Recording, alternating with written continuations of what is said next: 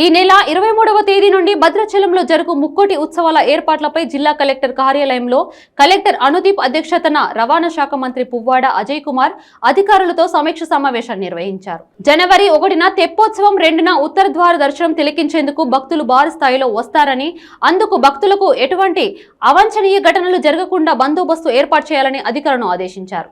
అదే విధంగా ఈ నెల 28న భారత రాష్ట్రపతి ద్రౌపది ముర్ము భద్రాచల పర్యటనను దృష్టిలో ఉంచుకొని ప్రత్యేక బందోబస్తును ఏర్పాటు చేయాలని అధికారులను సూచించారు.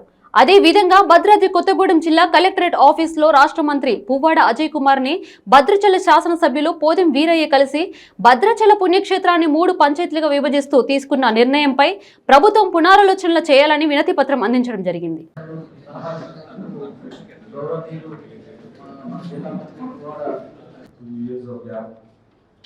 కరోనా సమయంలో పెద్ద ఎత్తున జరపలేకపోయాం. దాన్ని తక్కువ స్కేల్ కోటి వైకుంఠ ఏకాదశి ఫెస్టివల్ ఏదైతే జరుగుతూ ఉందో దానికోసం అని చెప్పి నవమి ఉత్సవాలు కళ్యాణం ఏదైతుందో అది మనకు ఒక అవగాహన ఉంది.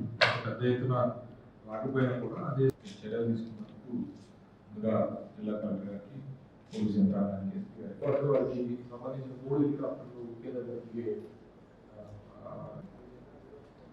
సరైన చర్యలు తీసుకుంటాం. చెట్లు ఉన్నాయి సార్, మనకి అవి క్లిప్పింగ్ కూడా టేకప్ చేస్తాం. దాంతోపాటుగా మా వాటికి సంబంధించిన హెలిప్యాడ్ విషయంలో కూడా మీరు ఏం లేదా భద్రాచలం సీతారామచంద్ర స్వామి ఆలయం తెప్పోత్సవం మరియు ముక్కోటి ఏకాదశి పండుగ కార్యక్రమం సందర్భంగా జరిగిన ఏర్పాట్ల రివ్యూ, దాంట్లో పాల్గొన్న జిల్లా కలెక్టర్ గారు అనుదీప్ గారు, అలాగే ఎస్పీ గారు వినీత్ గారు, భద్రాచలం శాసనసభ్యులు పోదెం వీరయ్య గారు, కొత్తగూడెం శాసనసభ్యులు యనమల వెంకటేశ్వర గారు, అలాగే ఇతర ప్రజాప్రతినిధులు, అధికారులతో సమీక్షించడం జరిగింది.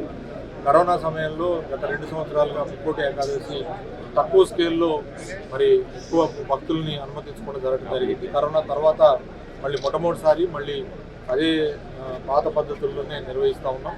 ముక్కోటి ఏకాదశికి దాదాపు 40,000 నుంచి 50,000 మంది మరి భక్తులు, అలాగే తెప్పోత్సవానికి 20,000 మంది భక్తులు వచ్చే అవకాశం ఉంది. కాబట్టి ఎటువంటి అవాంఛనీయ సంఘటనలు జరగకుండా భక్తులందరికీ కూడా మంచిగా ఏర్పాటు చేయమని చెప్పి అధికారులను ఆదేశించడం జరిగింది.